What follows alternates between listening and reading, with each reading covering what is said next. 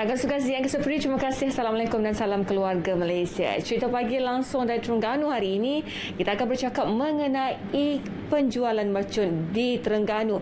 Dan untuk perinciannya, saya bawakan Ketua Jabatan Siasatan Jenayah Terengganu, ACP Sufian Sulaiman. Terima kasih Tuan. Jadi Tuan boleh sehingga semalam kes penjualan mercun di Terengganu, bagaimana Tuan? Okey, sebelum saya menjawab soalan daripada you.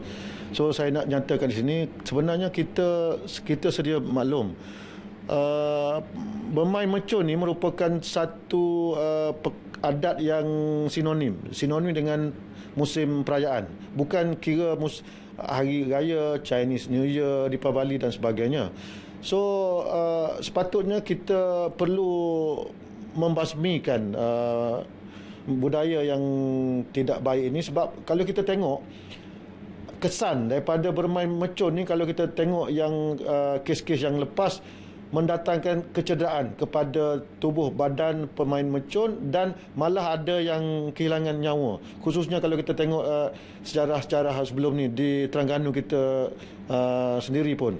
So pihak polis, khususnya Jabatan Siasatan Jenayah Negeri Terengganu, memandang serius tentang perkara ini, dan untuk operasi untuk mengesan dan menangkap penjualan mercun secara haram ini di Terengganu sendiri ni, pihak saya telah pun menubuhkan satu pasukan khas di IPK ni sendiri, dan saya telah pun mengarahkan semua Ketua Jabatan Siasatan Jenayah di setiap daerah supaya menubuhkan satu tim khas khusus untuk mengesan dan memerangi aktiviti penjual mercun dan bermain mercun ni di seluruh daerah dalam tempoh musim perayaan Aidilfitri ini.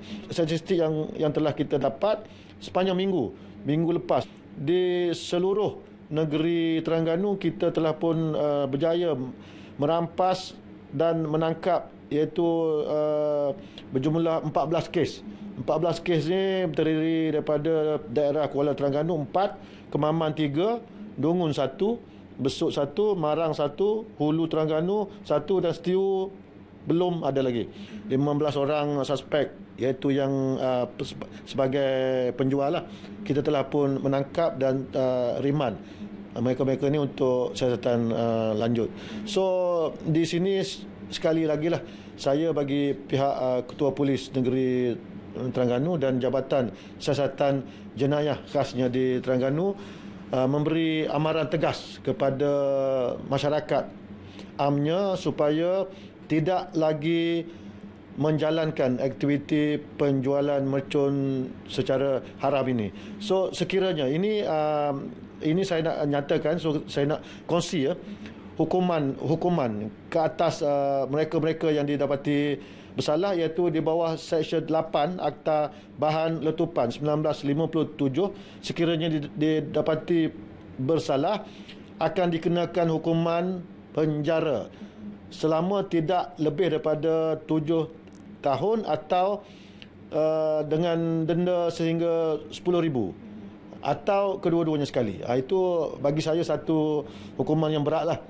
So saya dengan ini sekali lagi memesan kepada semua masyarakat supaya hentikan aktiviti yang tidak bermoral ini. Jangan semata-mata memikirkan keuntungan peribadi untuk meraih keuntungan, untuk mendapat duit raya secara yang tidak elok tanpa mengira kecederaan ataupun kemalangan nyawa kepada yang masa-masa yang akan berlaku lah. Itu amaran daripada saya. Tuan, melalui penguatkuasaan yang dilakukan melalui 14 kes tu, lokasi-lokasi tumpuan di pihak Tuan sendiri di mana antaranya? Kita dapat melihat dari segi risikan dan operasi kita, mereka ni macam ada yang setengahnya tidak rasa bersalah dan tidak rasa takut. Mereka jual di bazar-bazar Ramadan, pasar malam dan sebagainya. Itu yang dalam kuantiti yang kecil. Namun ada juga yang kita tangkap dijual secara lebih menyorok sikit lah. Maknanya dia akan pergi offer,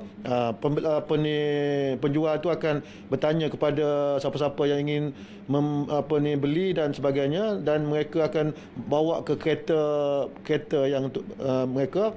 So di dalam bonnet, dia tak, maknanya dia tak letak di luar lah. Okey, Tuan. Okey, terima kasih Tuan.